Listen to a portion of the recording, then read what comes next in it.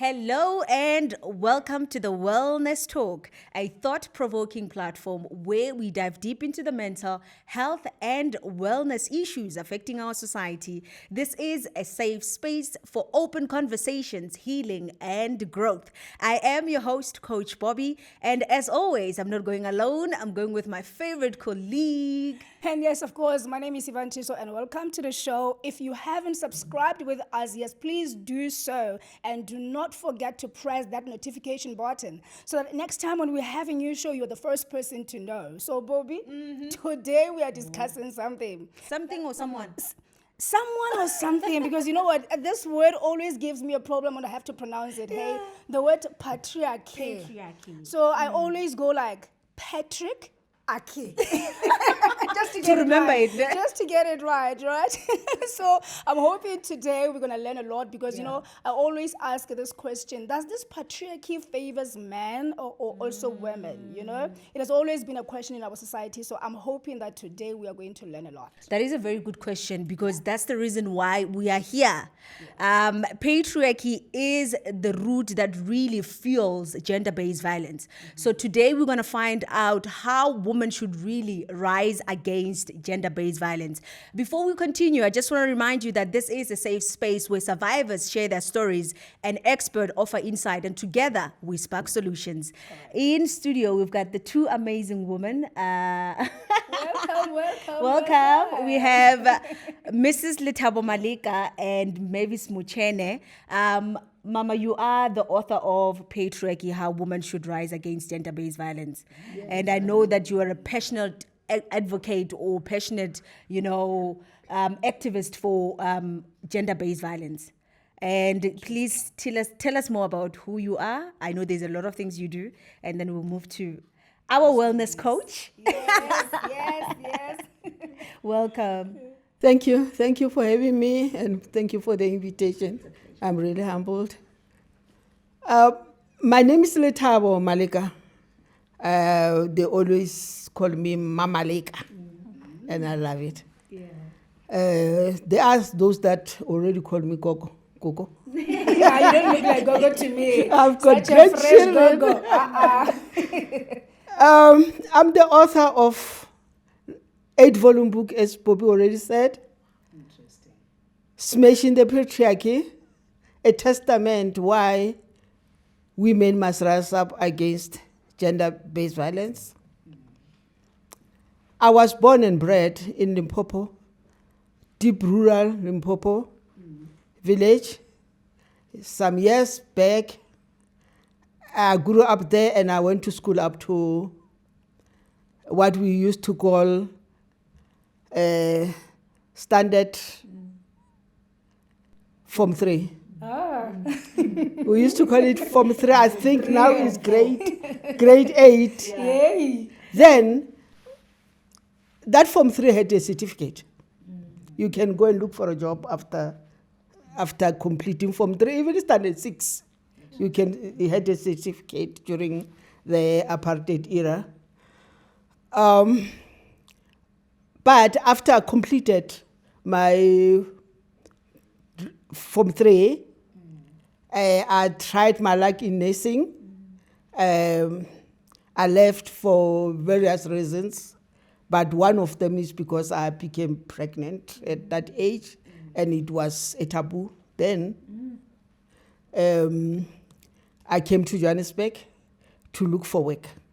My father was working here in Johannesburg as a chauffeur for one of the richest people in South Africa. Wow. He was staying in Houghton. He had a house in Houghton Estate. I think we know where Houghton is, Upper Houghton, not Lower Houghton. Then I stayed with my father and my sister. My sister was already in Johannesburg. We stayed in a backyard room that is called domestic quarters. That room was 2 by 2 meter long, and I stayed with my father and my sister. You can just imagine it is smaller than this portion. But to cut the story short, when I came to Johannesburg, and looking for a job. The first job that I got was a domestic worker, where I used to look after a Jewish lady that had a stroke. Then I had to work in the night to look after her. That was my first job and my first experience in Johannesburg. I was so amazed by the lights. I never saw so much light. So while working there, because I was working in the night, I always wanted to improve my education. I really, really wanted to go to school, hoping that one day I'll get a degree or I'll get a better job. But the aim was to get a better job. I started doing a correspondence in one of correspondence. I was studying on my own, but I later discovered a college that was helping young black children after the 1976 riots. There were no schools. After that, all the schools were closed everywhere in the country. Then there were people, good Samaritans, who wanted to help those that couldn't complete their matric, like myself. Then that's when I started that correspondence, and I had to find an examination center where I can write. I started with 2. I was writing 2 subjects per year until I completed my matric. But at the same time, I never stopped working. I got jobs, all sort of jobs, as a messenger, as a domestic worker, as everything, all-rounder, until my husband and I got married. Then we were not allowed to get a house in the urban area because we were Section 101D. Then if you are not born in Johannesburg, you are not allowed to get a job. We are not allowed to have a house. And besides, all the houses in Johannesburg were municipal houses. So they were not yours. You couldn't have a title deed for those houses, even though you were born here. But my husband was a teacher. He was teaching in Soweto. My history life was documented in one of my books called Rising Like Dust. It's in front of us here. Interesting.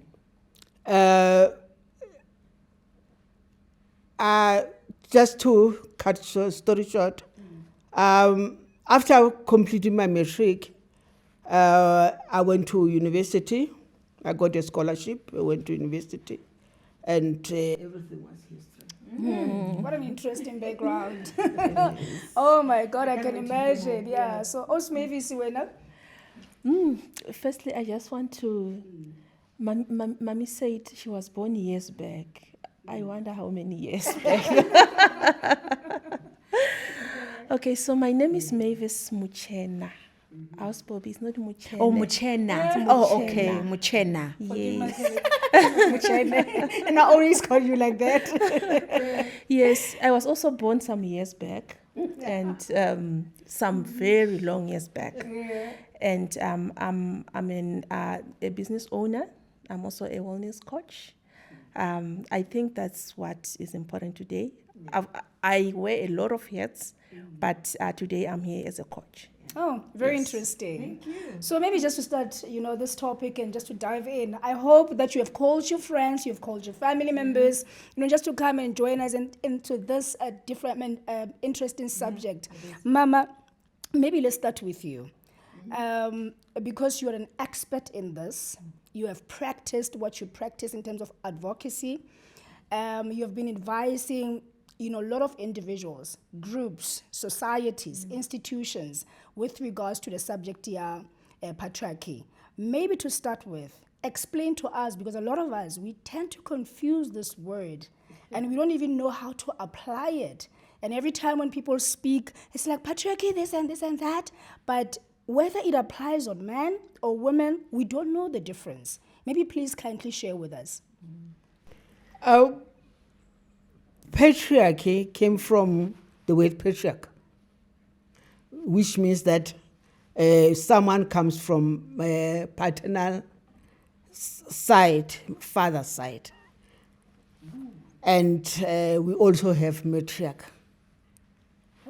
Matriarch is someone that comes from mother's side. But patriarchy is a system, and we do not have matriarchy. Patriarchy is a system that affects only women, females, and it was meant for women. I'm a bit confused. I'm a bit confused. When you say patriarchy, you know, it's a system and it comes from the paternal side, or it favors the paternal side. How does it affect women? It just came from the word patriarch. The person who came up with the system wanted to, actually the idea was to say patriarchy is a system that is meant to protect men for the reasons that I will explain later. But it was meant to oppress women. It was meant to subjugate women from time immemorial, from biblical times. When the author of Patriarchy developed or engineered patriarchy, the aim was to protect men because of fear. Wow. Fear. Fear. Fear of? The story, I always start from the story of Adam, Eve, and the rape. Wow. Even in Africa or in other countries, there was always the division between a man and a woman. That I call a division of labor. But patriarchy as an oppressive system started with the story of Adam and Eve. Maybe before I explain where the origin of patriarchy, I want to define what patriarchy is so that we understand what patriarchy is. Patriarchy is a system of power that renders men powerful and women powerless. It advocates for men supremacy and women subordination. This is the definition that came from many. If you look at my reference, I read lots of books about this subject and how it was defined. It will always come to the same thing. And we must understand that in the definition, what the definition implies is that men were constructed as emotionally strong, as providers, as protectors of women and children. They were constructed as leaders of society, be political, be economic, be religious, be from social point of view. And women were constructed the opposite.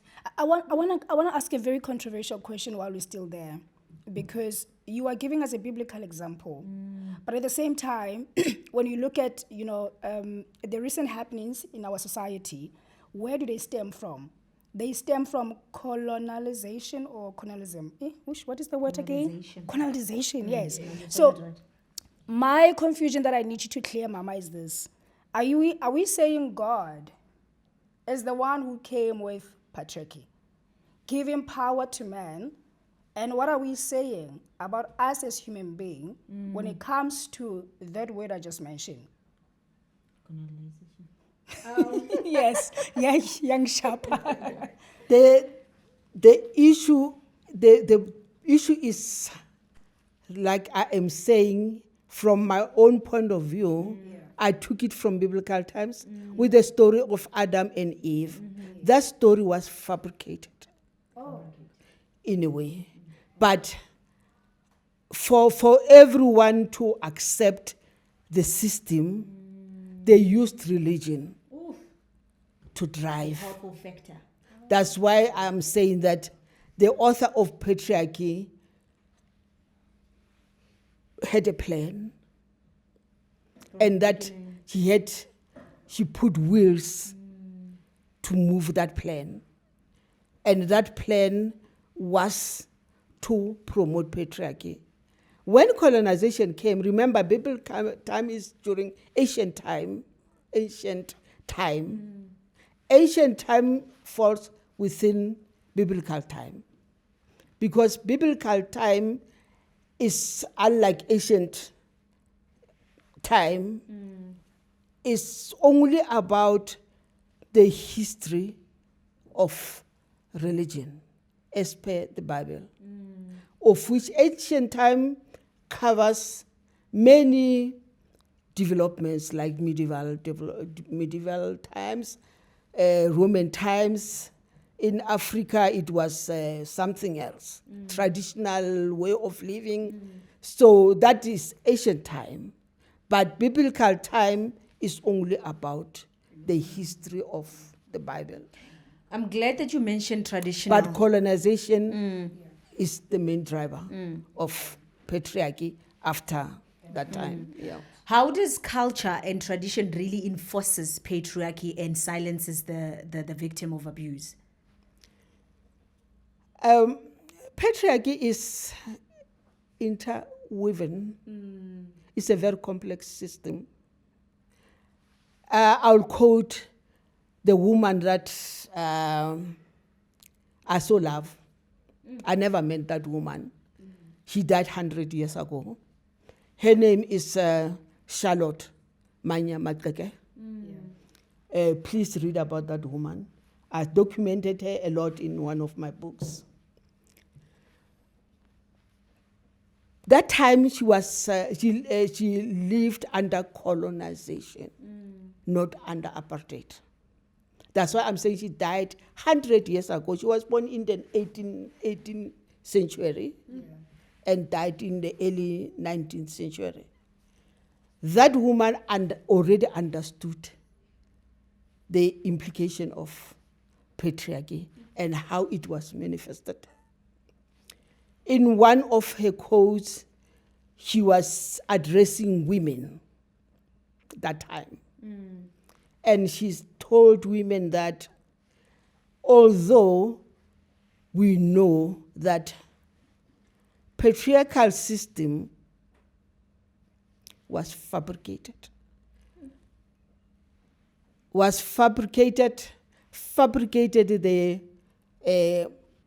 the role or the gift that God gave to women of having children and bringing them up. So he saw a loophole in that, and he's saying that these people, they are wise. They've got brain power. They are courageous, and they are resilient. And to protect men, we must find a system that will oppress them. Consciously or unconsciously, they will never realize that they have been oppressed. Because like I said, patriarchy is very subtle and is invisible. So when she came up with this Matleke said that the reason for developing this system was merely to protect men. Because he realized that if he doesn't protect men, women will take over. And what would be the problem of women taking over? Fear. Okay. But I don't know if maybe you can come in here. No? I'm just wearing the hat of someone who's watching. And that could be a man, you know. The Bible says the man is a head in the house and the woman is a helper or a neck, right? And certain things that we women are able to do, in most cases men cannot do, like taking care of the kids. Kids, they relate more to women than they relate to men, right? We cook more in the house. We clean more in the house. And men, they do it casually so. And even if they do it, they don't actually excel the way we excel. Now, I'm coming back to this to say it's a system that was used against us as women, and mainly because they saw power in us. But let's talk about these basics here, you know? Where if the system said that, do you think really men we're going to be able to do what we do as women? Because we women, we can multitask, and that's where I see the power. But I also don't see the power in women taking a shovel and really digging the hole, taking a pipe and fixing it in the house, because it's mostly men who are doing that. So maybe make us understand this system before we start saying, yes, let's allow ourselves to blame this system. Yeah. I think the question was for you. Yeah, please come in. Yeah, please come in there with this. Then yeah, you can give your own Ma'am opinion. Lethabo because can add on that, yeah. I'm just raising my argument here so that we understand how the system works before we can continue. You know, have our own conclusion to say this system is unfair. Yeah. So what I think actually is a very nice and very powerful subject. Yeah. But what I think is, I think we tend to confuse between being submissive and being the head and abusing somebody. Because if you are a man and you are the head of the house, it doesn't mean that everybody else that doesn't matter. Or if I am a helper, I am taking care of actually the word helper is actually, I think that's what makes men think they are superior. Because if I'm doing some things that you can't and you are doing some things that I can, it means the both of us, we are important in this equation. So before we even think that men are superior, they are superior in their own way. As women, they are also superior in their own way. Yes. So everybody is superior. But I think the main thing is to differentiate between a submissive woman and an abusive man. Because we want to draw the line between being submissive and you accepting being abused. I think if we can draw the line, that because as people, we need to respect each other, regardless. I need to respect mommy, but if I respect you, doesn't mean that you have to take advantage of me. So I think that there must be people who must know their powers. If I am a man, my woman is being submissive to me. Does it mean that I have to take advantage of her? No. And as the Bible says, you refer to the Bible. I'm referring back to the Bible. Yes. Men love your women, and women submit. So loving somebody, you will never take advantage of somebody, and you will never abuse that person. Actually, if anything, you can be so supportive and appreciating on how that person is submissive to you. So I think if, Mami, you can actually help us understand to draw the line, because maybe somebody out there doesn't know that, am I being submissive or am I allowing abuse? Just to add on that as well, when you say the difference between being a submissive, the head, and what was the third one? I think the helper. It is so important to know that your power lies in your weakness. And that being a leader means you need to serve first. I think that's where people don't understand. You become a leader when you are able to serve and humble yourself. That's how you become a leader. And you have power when you're able to rise in your own weakness. So what I'm getting from you, Mavis, just to come back to the point, Mama, and I'm glad that you actually clarified it. Mama is simply trying to show us that the system gave men power, and yes, of course, God could have given men power like He did, right? But we have the authority in our own different ways.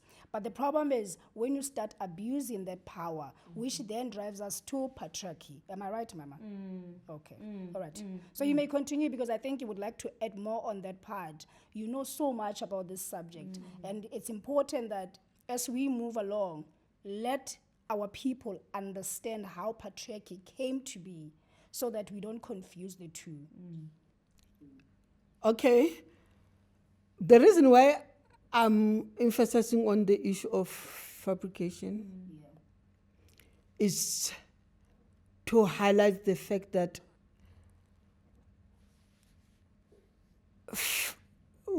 when probably, I'm not sure whether God wrote those ways that a woman will that from Adam and Eve point of view, that a woman will be a helper and a man will be the head of the house.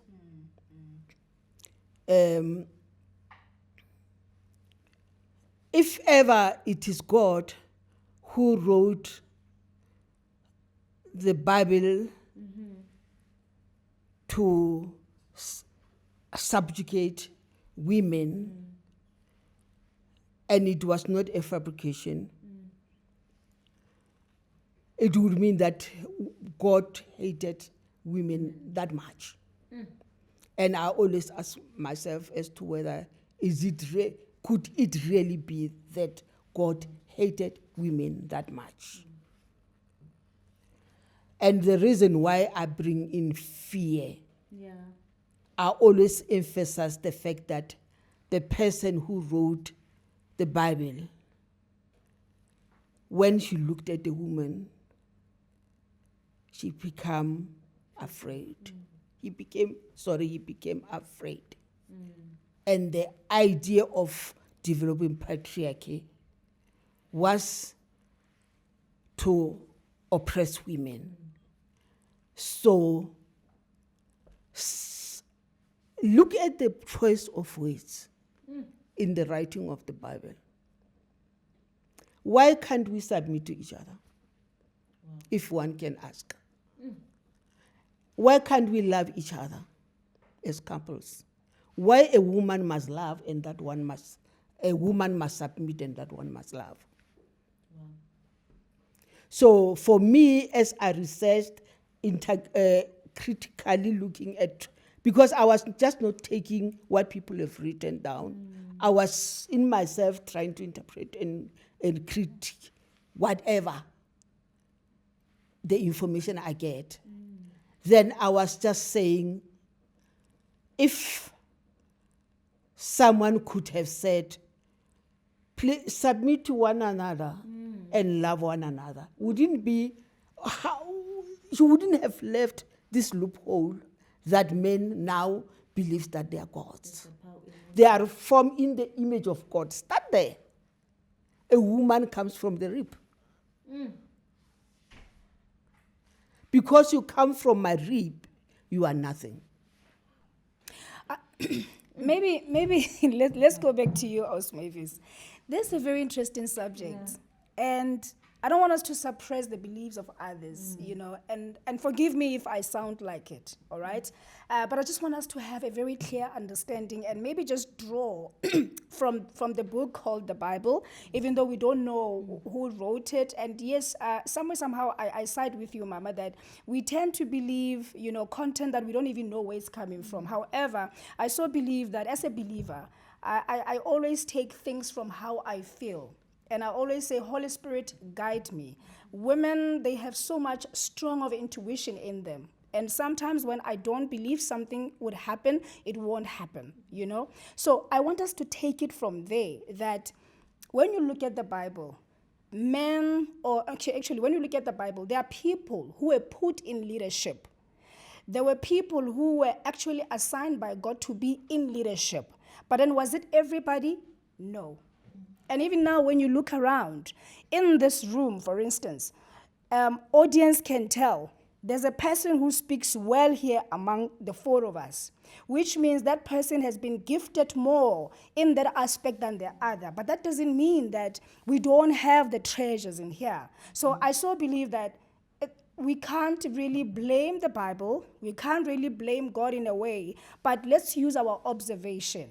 But I still want to go back to Os Mavis, that this word abuse, it's what in my understanding, gives me this thing, Guti, this is the foundation of patriarchy. So let's go back to the culture, Mama.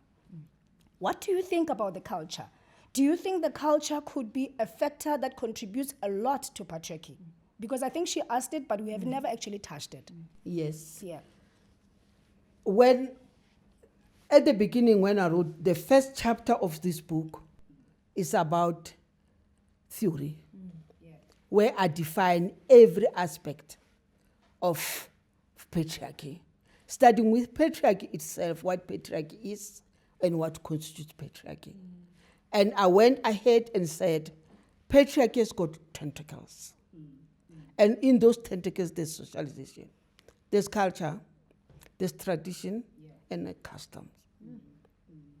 And then the offshoot of these four is sexism, is masculinity, is manhood, and is, what is the other one? Stereotyping. So when you look at all these things, somebody was saying it's like, patriarchy is like an octopus. In every those tentacles, there's something that has to oppress women. So culture, we can't talk about culture and leave out the other tentacles. Culture's got everything to do with women oppression.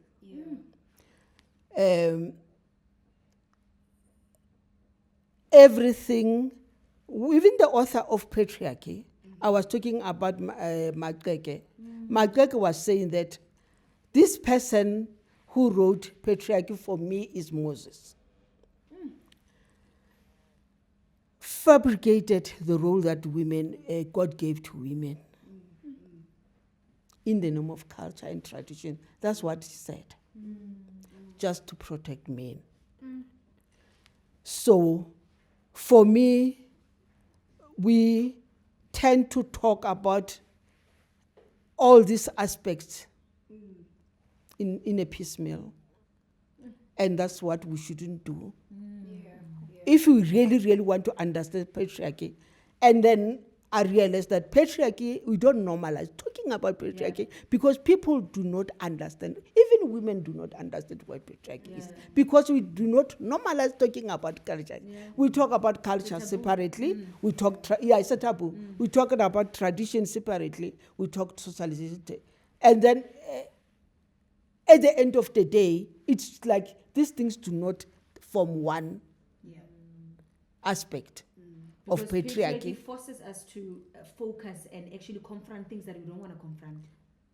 Yes. Why we don't talk about it. Yes. Forces us to go to the yes. root instead of Until even today, even our government will never talk about patriarchy if you are aware of it. They will rather talk about sexism.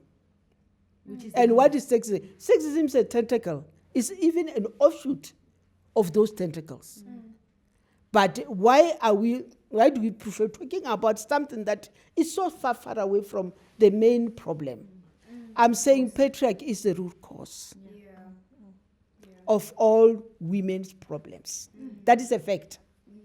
And that is a truth that we have to confront. And that's the reason why I wrote this book, because I said I wanted to make an impact. And I wanted to write and say what I want to say and act it. So what is important is to understand that we must normalize about talking about patriarchy so that we can understand the dynamics and how it was manifested. We must understand these tentacles. We must understand where culture came from, tradition came from, socialization came from. And we must understand that why, and ask questions as to why, as women, we are still in this mess today. And why, as women, we don't ask questions. Why, as women, we don't say, but oh, why are you not talking about patriarchy? Why I do not hear you talking about it? Now, GBV took over the root cause. I always say that, maybe I'm jumping the gun, I don't know. Before you jump the gun, maybe Yes. explain to us, why do you think women are not actually talking about patriarchy? Because they don't understand it. All right? It's too abstract. It's too abstract for most of the people. And women, even when they want to talk, I'm talking about Manye Makeke. That was 100 years ago.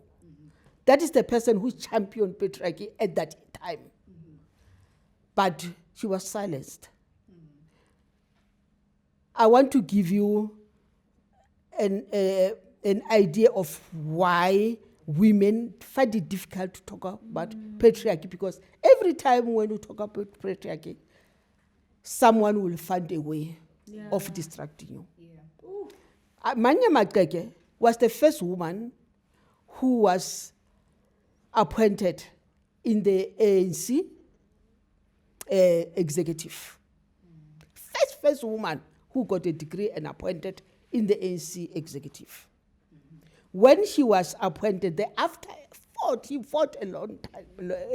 He fought so much that men couldn't even ignore her. Then, when she was there, they wanted her to make tea for them, male executive, the patriarchs. They wanted her to make tea for them because he's a woman, taking him back to domestic work. And he refused. She said, I am here as an equal. And then I do not make tea for you.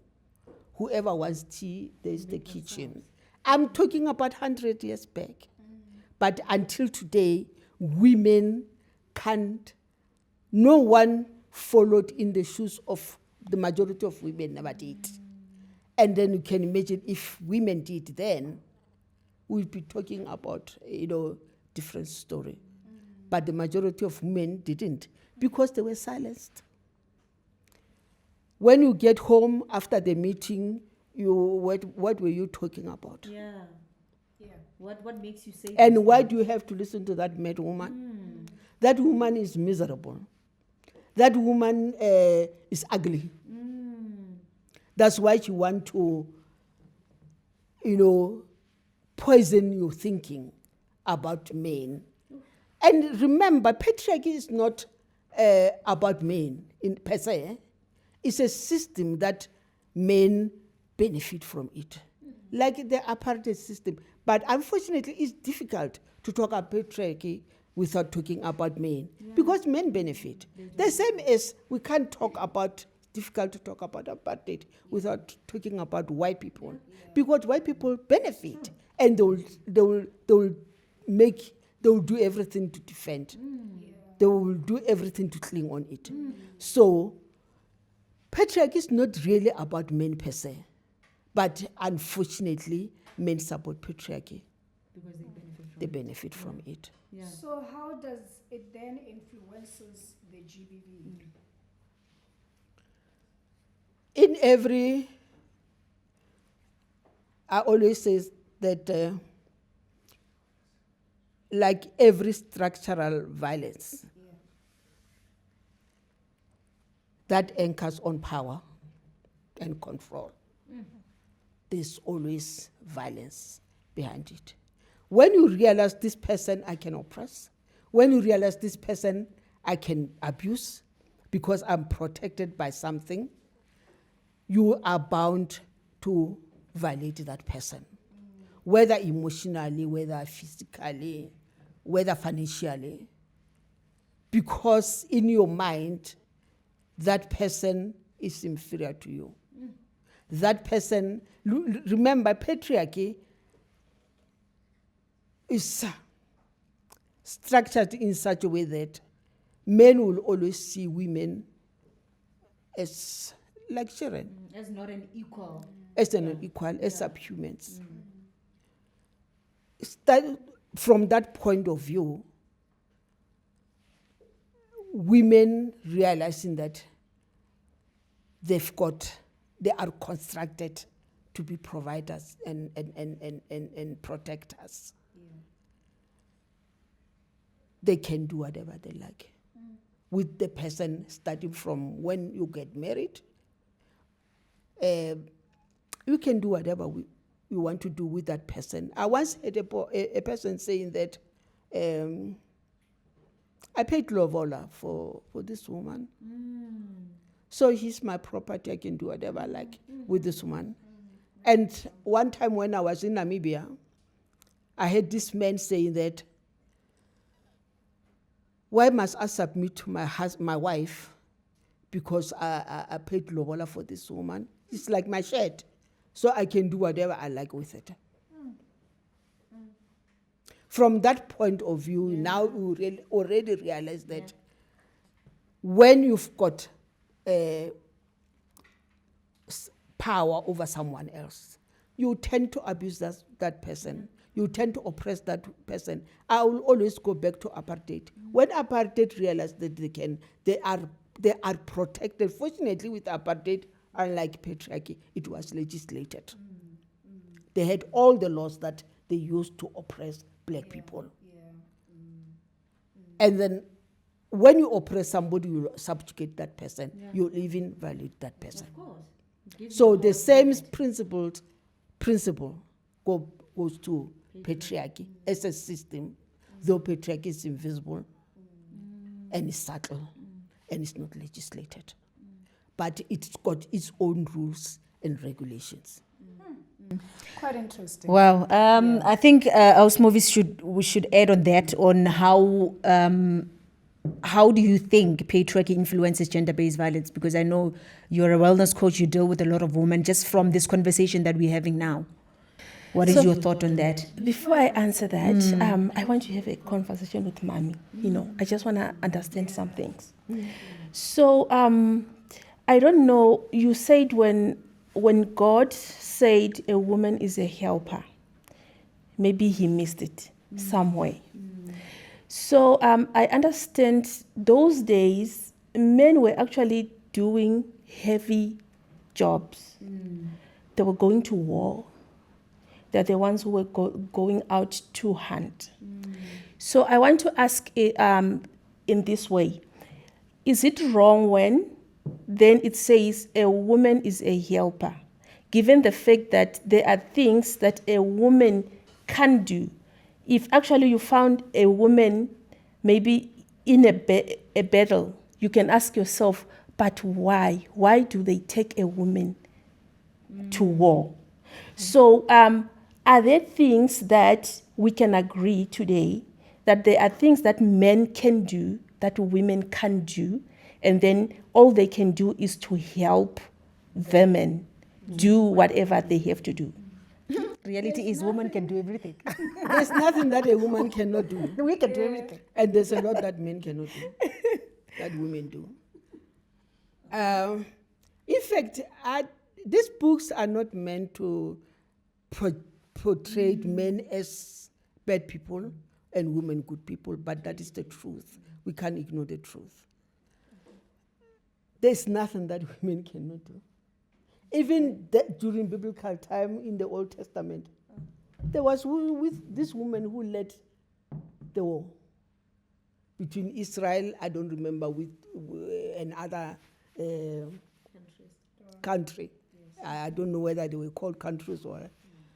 Deborah. Baba micha Deborah, ke re jwale be re dira Bible ka Sesotho, ka Sepedi.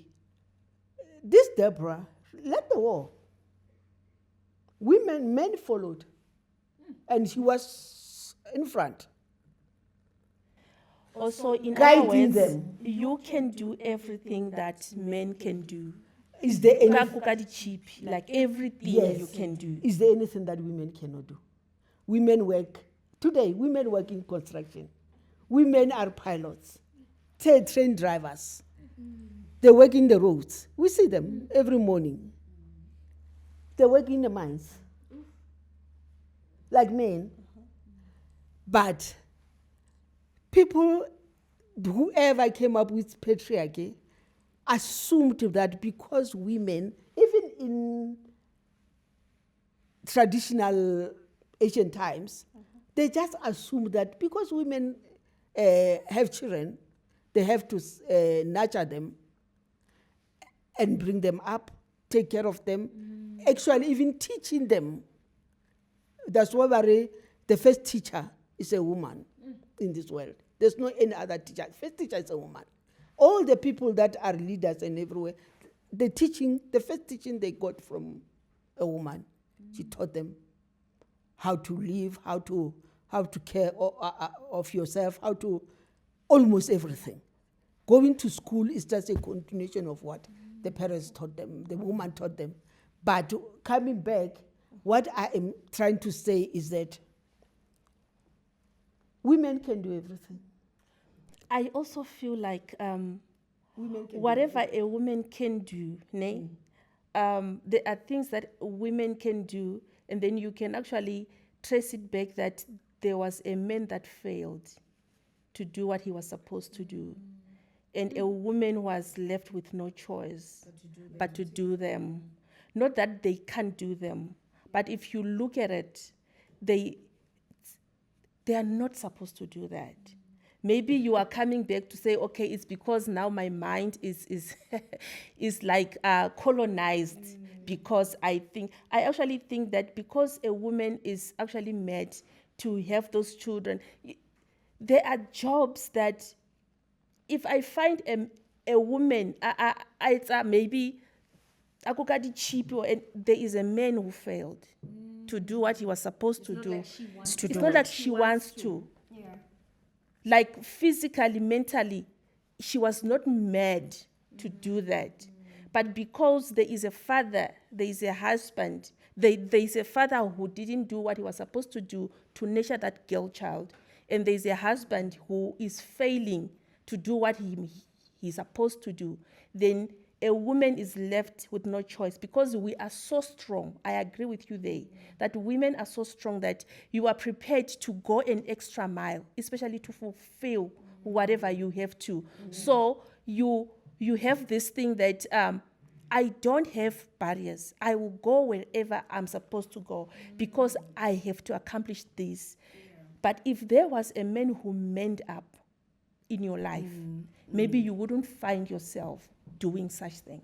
And just to add on what Osmavis is saying, because honestly speaking, I do share that sentiment, mainly because there are certain things that when a male, figure in my life is failing to do, and I get to do them, I see myself going extra mile, as opposed to the things that I'm meant to do, they come easier for me, naturally.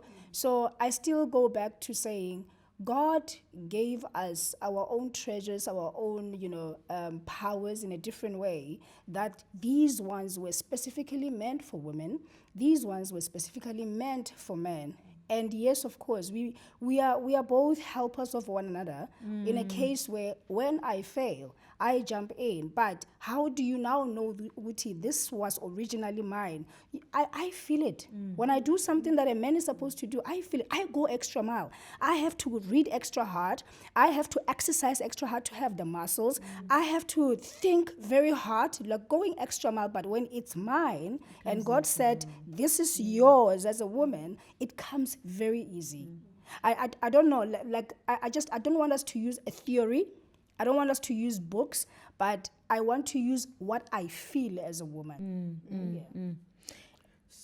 So what? Okay. I think she needs to answer that question when I said, how does it influence gender-based violence? Because that is so important. That is one of the reasons why we are actually having this topic on how does the system actually give men power to say that I can abuse the person that I'm with.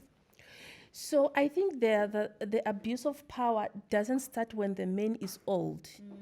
It starts when that man is still a boy. at home, whereby us mothers, us women, we actually say, my boy, this is the man of the house. Please, my boy, do that, do that. So from the young age, a child feels like, they can't do anything without me. I am the man of the house. He is a boy, a baby, and he has got a sister that is older. But the mother, us women, we are actually giving this boy attention and putting in his mind that he matters more than the girl. When they have to go somewhere, okay, this boy must lead. Oh, this boy must do this. So carrying that mentality, even when that person has got his own home, he doesn't now know how to differentiate being bold enough and being a father and being a protector and then oppressing the people. So the mentality is actually fed by women, by the mothers of those boys. Unconsciously. Unconsciously. So, yeah. Yes. And maybe just give us a practical example in the office space, in the parliamentary space, because this is where I also see patriarchy really being emphasized so much. Yes, Mama, maybe you can give us that example. Yeah. You are saying that I should. No, just give us practical examples. We have just given an example in a household, a family household. But I want us to also maybe give that practical example that happens within the office space or the working space, and also in the political space, especially parliaments and departments. That's why I always say that whatever happens in the family will come up in a society. I agree with her. That's why in one of my volumes, volume 3, I say women are their own worst enemies. So the teaching, when the engineer of patriarchy gave this role of bringing up children, and she made a point that it starts at home, in the family, for starter a woman, we missed the point. Instead of teaching children the same way, or bring up children the same way, we elevated boys and degraded girls. Because the gendered roles were set by the author of patriarchy.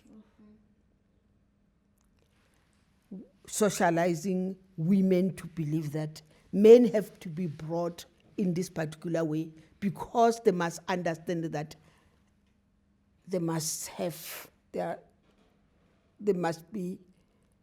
that's where the word masculinity comes from. They must be superior. They must be superior. Bring up this boy to understand that he's a leader, is a protector. And unfortunately, when socialization came in, boys were socialized into risky behaviors. Whereas a girl has to understand that she has to be a girl. Unfortunately, in the process, women, prepared girls for marriage. That's why the emphasis on domestic work. That's why the emphasis on how you have to protect yourself.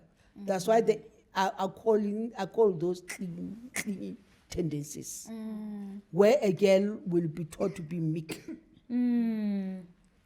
I remember growing up, the emphasis will be always took it from the Bible. They will be saying, the good quality of being a good wife is docility. You must be docile. And understand that you must sit like a girl, you must walk like a girl, you must talk like a girl. That is meekness. So, and with the fact that they always want girls to understand that you don't have to worry about anything else. You will get married and get protected by your husband. That was the goal. That was the goal. So that's why until today, the majority of girls have got this fear.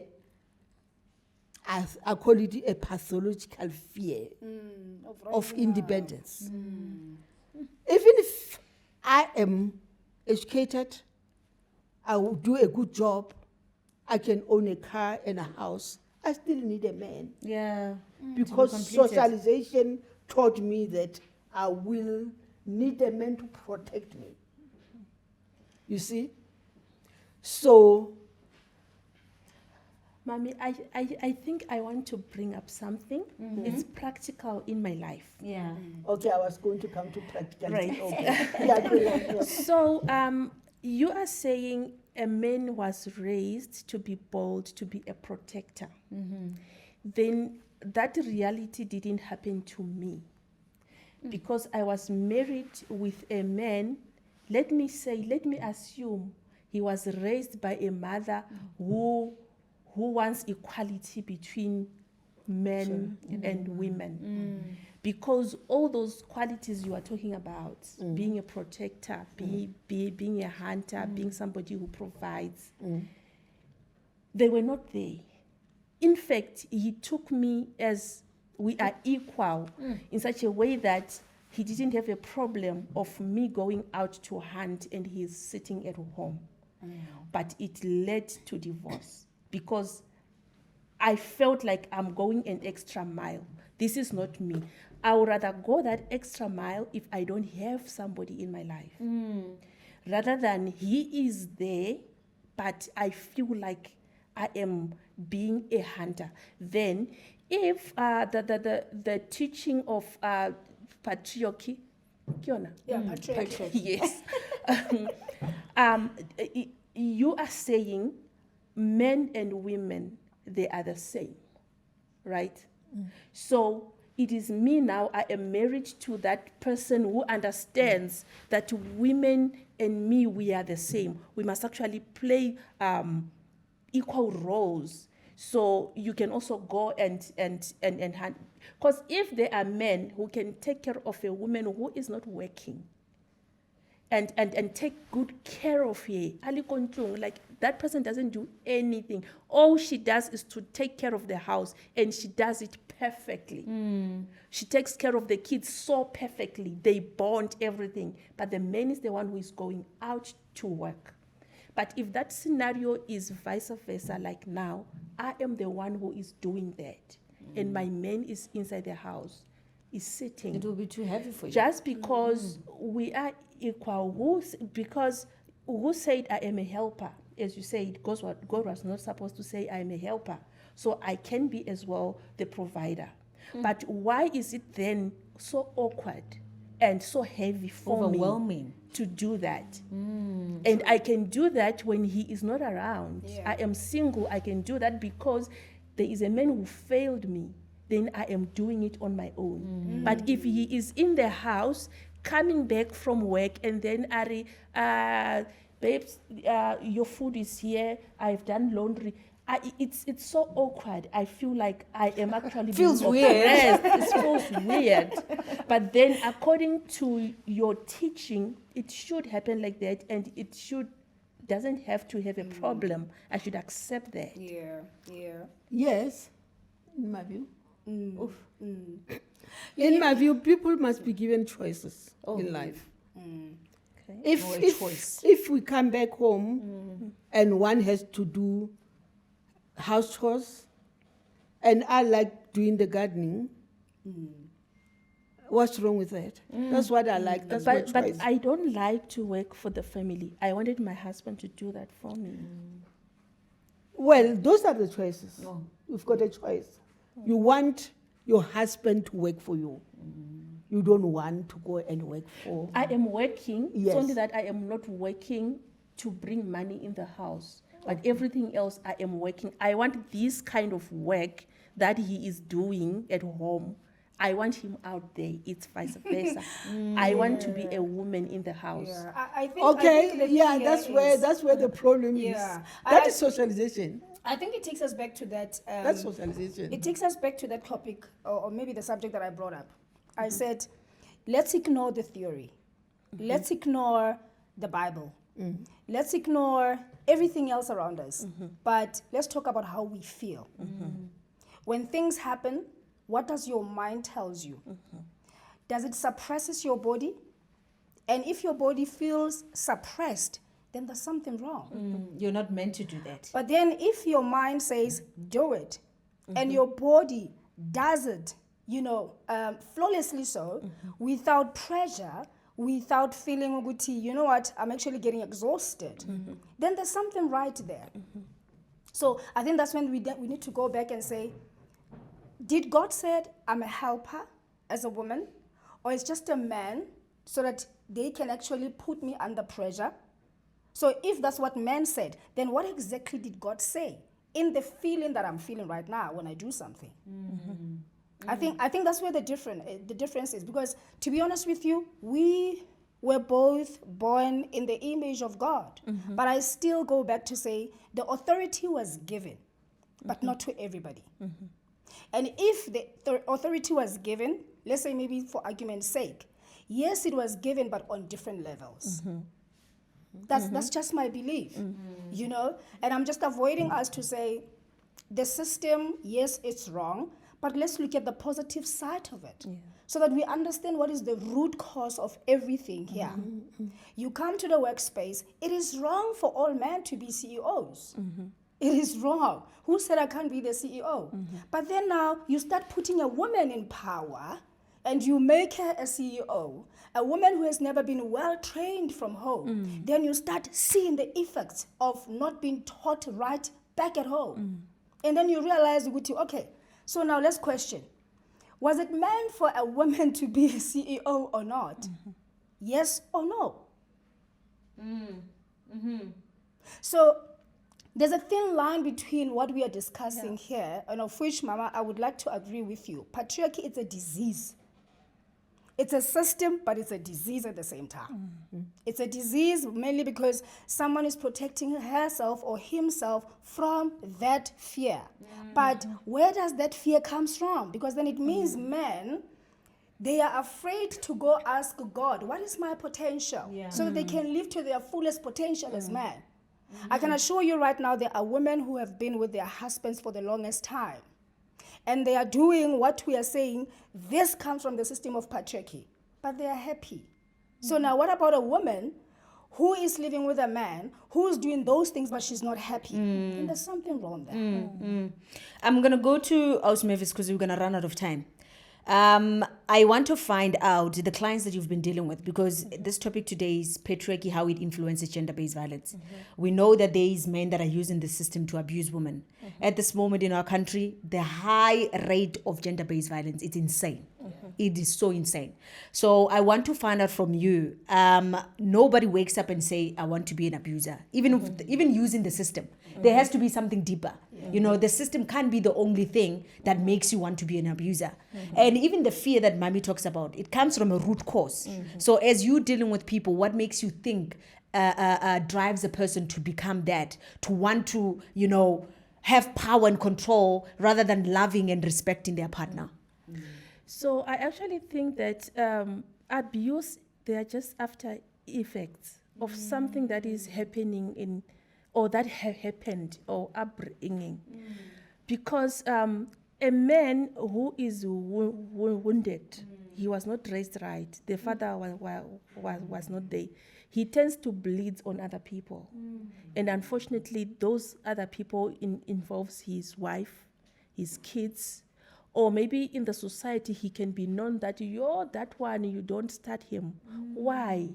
He is a person. He is human.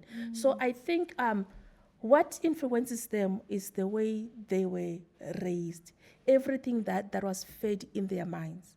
And abusers, you can't deal with them once off. It's not an event. It is like a journey, because they have to unlearn a lot of things. That is if they are willing to. And do they pick their victims? Do they know? Does an abuser know that this is what I'm going to target? Exactly. Wow. Because remember, we are living in a society whereby both men and women, they were not raised right. So if a woman was also raised in a household whereby she was so submissive, they were told women like this, it's so easy to pick that person up quickly, that this one I can take advantage of it. In just a mere sentence, you can tell that this woman is bold. If they see that, they can avoid it so quickly because they don't want problems. But a person whom they can take advantage of, they can pick it up so quickly. So it also lies to us, okay, who am I? Like, who do I want to be? I was told that I am like this, but am I that person? If I am not, okay, what must I do for me to, because sometimes you end up feeling like I am attracting the wrong people all the time. I feel like I am dating the same person, like the same character in different bodies, but this is the same person, exactly the same man I had, because that's what you are attracting. But in the same breath, Yes. there's a resistance. Men can pick up a person who is docile, let me put it that way. But at the same time, they'll get unsettled by a person who is bold. So let's take example of femicide, the rate of femicide during Women's Month, 16 days of activism. Whenever there's a time where a woman is elevated or a woman is mentioned in a positive way, femicide cases goes up. Because I said that men will be unsettled by a person who can challenge, Who speaks their mind. who speaks their mind, who want to reverse what socialization taught her, who wants to be given choices, who want to be herself and independent to say, yes, that's the correct way. That's where some men, in fact, I never wanted to mention the word some men for my own reasons that I'll talk about one day. What I am saying is that just as much as they can pick up a person that is submissive, they can also pick up a person who's bold and get very, very frustrated by that. So during those days that they talk about a woman a lot, and you happen to say, no man, why do you treat me like this? I cannot be treated. I don't like it. I'm a human being myself. Or it's because now government is protecting you, women. So I'll teach you a lesson. I'll teach you a lesson. And how do you think women and men can work together, to try to create safe spaces? Do you think we can do it without dismantling the patriarchy, or can we do it while patriarchy still exists? For me, we have to dismantle patriarchy. That's why I always talk about patriarchy and gender-based violence. In fact, I prefer to say men's violence against women, because gender-based violence is broad. It also includes men. So, but for the sake of understanding, what we cannot, there is no way that women will ever be free in a patriarchal society. So, as much as we want to talk about GP violence, gender-based violence, we must normalize talking about patriarchy, because that's what we have to dismantle.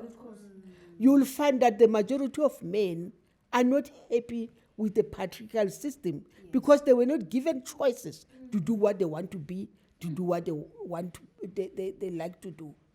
Just the same as women, they were not given choices. But if people are given choices under circumstances, things get to correct themselves.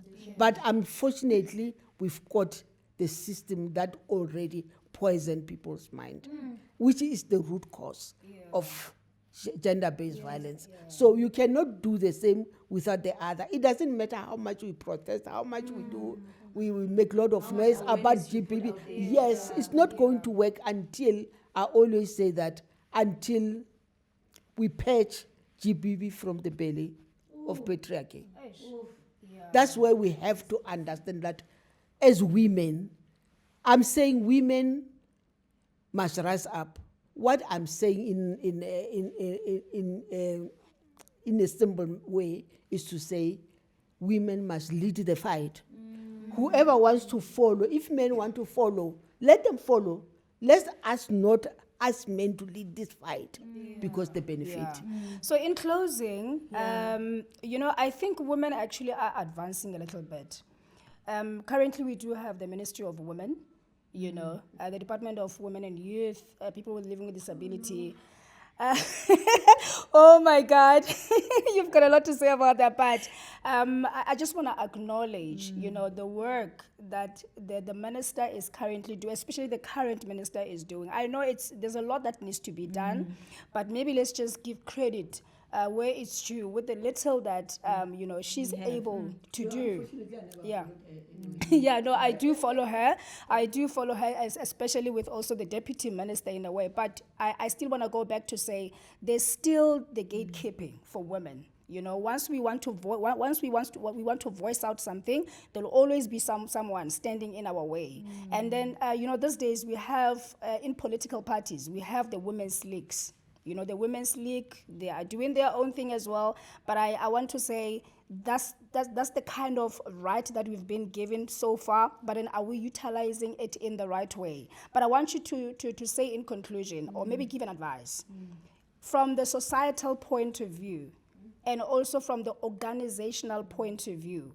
I'm talking about organizations that are based in our societies. I'm talking about the companies that are based in our, different, areas. What more can we do, to fight against patriarchy and also gender-based violence? Especially when it comes to Coach Mavis, the mental health side as well.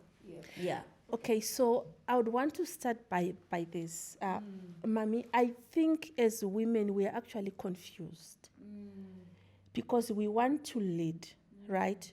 But at the same time, we want to be led. You can find a female CEO who would say, I'll never date a man who wants me to do everything for him. But you want to lead. You want to have those powers. But at the same time, you are expecting somebody to lead you indirectly. Nowadays, if we give that chance to men that we must be equal and we must be equal, trust me, there are so many men that wants to just sit at home. Like, there are men who are actually looking for women that feel like, I want to lead, I want to be given that power. They are actually hunting for them because they are lazy. So we want to draw the line between being lazy and giving each other chances. Because if a man gives a woman a chance, then you then say, can you provide for me? Because I've given you the chance. And then now I am promoting laziness. Actually, I don't feel good about it. But at the same time, I don't want the same man to lead me. So I think we have to draw the line that women, if we want to lead, let's lead. And there are other things that men must supposed to do in your life. If you want to take their roles, then also you can also do the things. Coach, we don't have a lot of time. Please wrap it up. Yeah. So what was the question? Sis Evh'a asked, what can the society, the companies, the government do to support, or am I right? To fight against this, and especially when it comes to the after effect of the gender-based violence, when it comes to mental health issues. So I actually think that we must give women equal positions. I think it's being happening, but not so much. But if I can feel like I want to be a CEO, give me that chance. If I feel like maybe I can be a builder, Give me that chance. And don't rate me because of my gender. And also don't be lenient because it's a lady. If I am a lady and I have said, I want to do this, then your KPIs should be on the work you are doing, not because you are a lady. Because I meet other people who will be like, but how was I supposed to do that? I'm just a woman. But if you're just a woman, what are you doing there? You know. So if you want to man up, man up. If you want to be that woman who brings a difference and who leads organization, then you must get away in your mind that you are a woman. Know that you are there to perform, irregardless. So Mama your Maleka? closing words, Mama? I know this topic needs the whole day. Unfortunately, when I wrote these books, Yeah. I wrote them in relation to gender-based violence. But at the end of the day, patriarchy is actually my passion. Dismantling patriarchy in particular. But we must be mindful of the power of socialization. In everything we think about, in everything we do, we must understand that if we are socialized this way, it will take ages for a person to erase that from our mind. So women will be saying, I don't want to be led, I don't want a man that is going to do house chores, or, for example, because he was socialized that way. But at the end of the day, all what you need is choices. If from the beginning we're given choices, I want to do everything from men's job to women's job. I want to do, I can do all of them. But because I was not given choices, and I've got a husband who will be saying, oh, why do you have to do that? I can do it. But I'm saying I can do it. You see? So the operative word, the bottom line should be, people must be given choices. And that's what should have happened when the author of Patriarchy started writing Patriarchy. Wow. Engineer Patriarchy. I have learned a Choices. lot. Me too. I don't know about you, honestly speaking, but thank you so much for joining us in the studio today. I so believe that as a society, we still have a lot to do. I mean, I have learned that some of the things that I've learned in the past, you know, socialization, from the colonization as well, in terms of the Bible as well, there are some things or the truths that I need to go back and question them, because I believe that as people, we grow every day. Knowledge comes in different ways every day. And I so believe that you also learned something too. It is so difficult to, face topics like this, because it forces you to now question your own identity.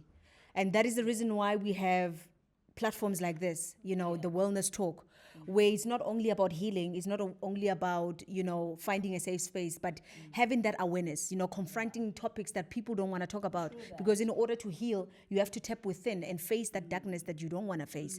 And I would like to say that patriarchy, it is not power. It is not a strength. It is a pain. It is a wound that is covered in control. Yes. So I believe that healing starts when you start to love and respect instead of having control over people. And starting to heal self, it is a journey of healing the whole world. So thank you so much for joining us on the Wellness Talk. Remember, every conversation, it is a step forward to healing, awareness, and transformation. Until we meet next time, thank you so much. Goodbye.